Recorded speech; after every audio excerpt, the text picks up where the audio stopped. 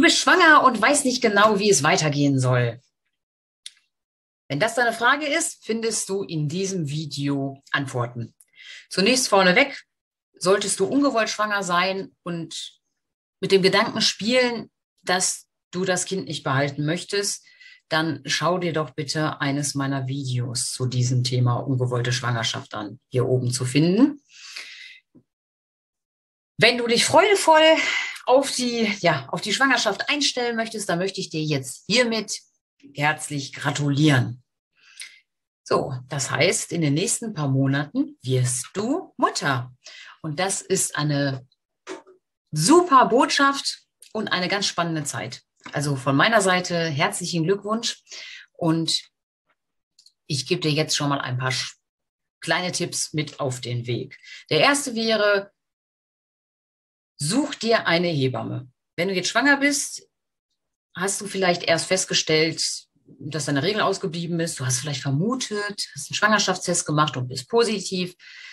Warst vielleicht schon beim Frauenarzt. Der hat dann auch eine Blutprobe abgenommen und hat bestätigt, hey, yo, du bist schwanger. Wenn du noch nicht so weit sein solltest, nur der Schwangerschaftstest, dann sei dir auch jetzt schon gesagt, du musst während einer Schwangerschaft nicht zu deinem Gynäkologen gehen. Du kannst ja auch eine Hebamme suchen und die kann dich die gesamte Schwangerschaft begleiten. So. Nichtsdestotrotz sagst du, der Gynäkologe ist der Arzt meines Vertrauens, da gehe ich natürlich hin, auch kein Problem. Auch in diesem Fall empfehle ich dir, jetzt schon eine Hebamme zu suchen, da wir einen Hebammenmangel in Deutschland haben. Fang an. Schnapp dir die Listen, guck bei den Rezensionen, welche Hebammen gut sind, guck, dass du am besten eine Hebamme findest, die Schwangerschaft mit abdeckt, also die Vorsorge mitmacht, die im Idealfall mit zur Geburt geht. In einem meiner weiteren Videos findest du die verschiedenen Geburtsmöglichkeiten. Aber egal, wie du dich entscheidest, Hebamme für die Schwangerenvorsorge ist super. Hebamme, die mit zur Geburt käme, wäre noch besser. Also entweder als Beleghebamme, das wäre eine Hebamme, wenn du dich fürs Krankenhaus entscheidest, die mit in die Klinik geht, wenn es soweit ist mit den Wehen. Ansonsten, gibt es Hausgeburtshebammen, ja auch. Aber wenn du eine hast, die beides vielleicht abdeckt oder eine Beleghebamme in einem Krankenhaus in deiner Nähe ist, wäre das eine super Geschichte. Und wenn die dann noch die Nachsorge macht, wärst du in den besten Händen. So. Und du kannst natürlich immer noch zum deinem Gynäkologen gehen. Also die Vorsorge können sich auch beide teilen. Sehen manche Ärzte nicht unbedingt so gerne, aber du hast da trotzdem ein Anrecht drauf, das darfst du dennoch tun. So. Ansonsten gibt es natürlich noch Literatur. Da gibt es Schwangerschaftsbegleiter ohne Ende. Wenn du da nicht so genau weißt, wo du gucken sollst,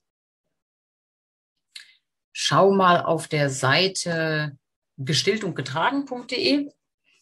Zeige ich dir auch noch mal hier unten. Da findest du auch noch mal ein paar Tipps, wie du schon starten kannst.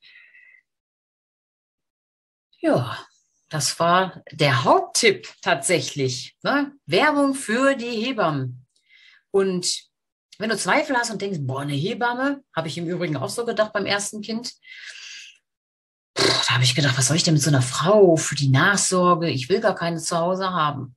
Jetzt ich habe 3 Kinder insgesamt, weiß ich sehr, sehr genau, wofür man eine Hebamme braucht. Kann das wirklich dir nur ans Herz legen.